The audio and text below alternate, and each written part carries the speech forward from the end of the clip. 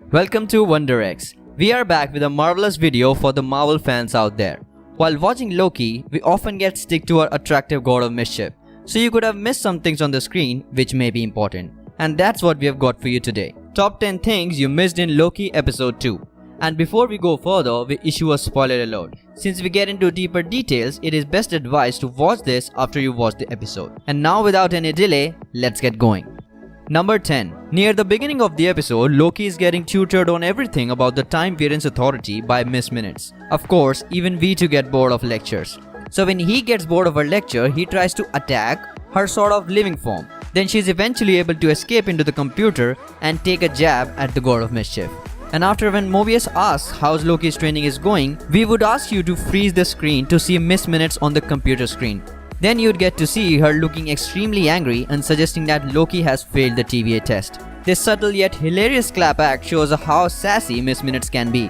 Although she gave him a failing grade, Loki later proves that he at least tried to do the TVA's homework. You know, most of us has that one friend who fails the test but never fails to impress the teacher in the classroom. Loki is such a kid.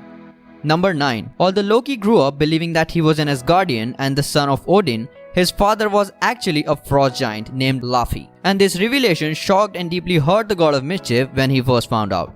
Yeah, anyone could have heard the same way. While he's in TVA when Mobius is showing off different Loki variants, unfortunately he's reminded of his true nature when we see a blue version of the god of mischief that seemingly embraced her frost giant heritage. The god of mischief also get an icy insult about the parentage in the episode. So if you don't want Loki to give you the cold shoulder or irritate you to the core with his mischief, then you better not make any frost giant jokes around him.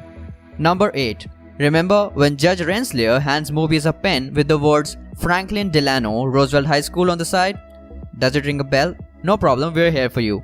Although we're not sure where or when she got it from, but we sure know how important this precedent is in the MCU. After Roosevelt gets into office, he kicks off a course of events that eventually lead to formation of S.H.I.E.L.D.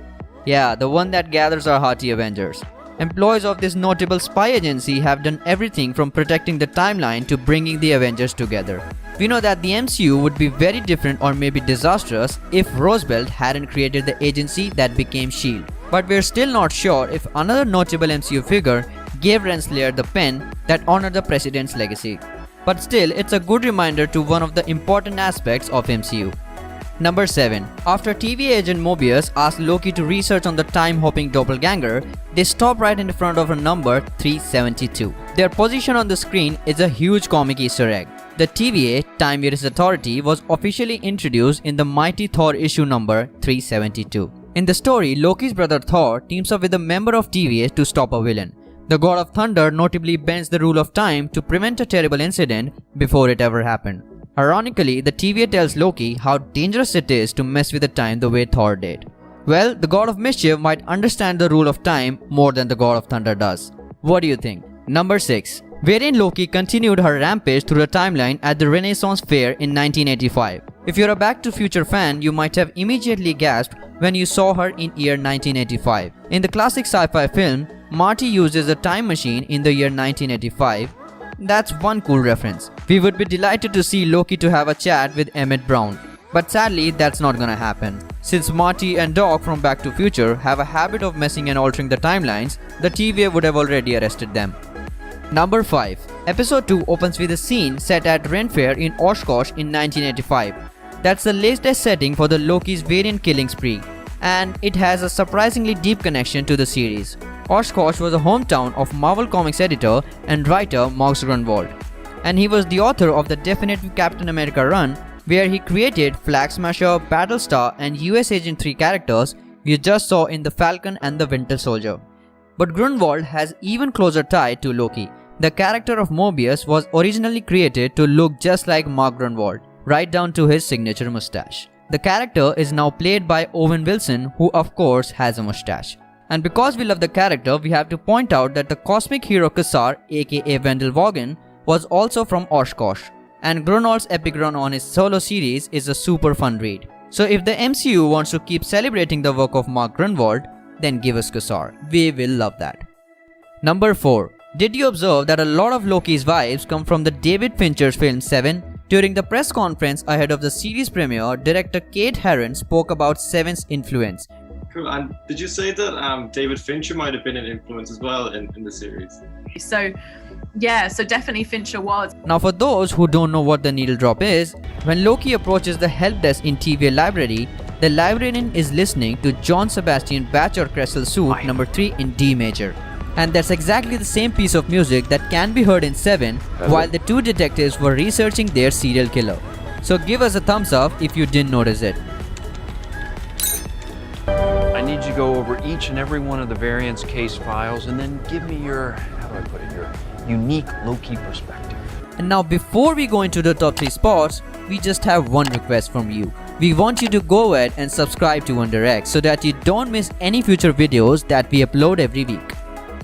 Number 3. The big box store that serves as a battleground between the Loki, a squad of TVA Minutemen, and a deadly Loki variant is one of the few things that connecting the Marvel Cinematic Universe to the Marvel television shows of yesterday.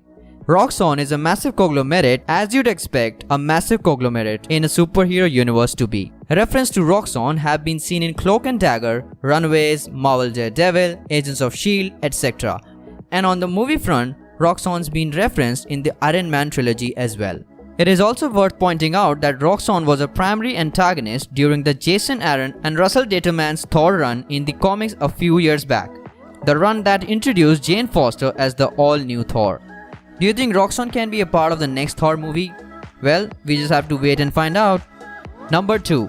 At the end of Loki episode 2, we finally meet the Loki variant that's been causing all the bloody mischief. This Loki is played by Sophia DiMartino and she is even more ruthless than Loki we already know. But there may be a lot more going on here, and not just DiMartino playing a variant of Loki. And there's a speculation that she's actually playing the Asgardian villain Enchantress. Let me elaborate it. Both Loki and Enchantress have a similar color scheme, green, which explains their similar palette. And we also see DiMartino's villain possessing others, literally enchanting them. The strongest evidence that this character is a take on Enchantress can be found in the credits for Castilian Spanish dub of the episode. Yeah, in those credits the character is called Sylvia. In the comics, the second Enchantress was named Sylvia Lushton. With all that considered, it seemed like we are in for a lot more reveals about his character. So sit tight, there are surprises for you. Number 1. The episode ends with a revelation of Loki's plan that she is blowing up the sacred timeline. The TVA detectives noticed that this killer was taking all the reset charges from every squad she slaughtered. Reset charges are what TVA uses to prune delinquent timelines and completely disintegrates the area around the breaking point and making it so that the deviation never happened. And the bad Loki took all those reset charges that she stole and dropped them into points throughout history, which disinterrupted and destroyed the parts of timeline that were never meant to be disturbed. And it is probably a lead into the next year's Doctor Strange in the Multiverse of Madness. And do you think the TVA is going to be able to fix a problem this colossal in next 4 episodes? Judging by the title of Doctor Strange 2, it looks like the attack on the timeline will pose problems for the MCU for years to come. So there is just going to be a humongous entertainment. And talking about entertainment, we'll give you the top 10 things that you might have missed in Loki episode 3 in the coming video. And meanwhile, you can watch one of these 2 videos. With that being said, we'll take your leave and we'll see you again at Wonder X with an amazing top 10.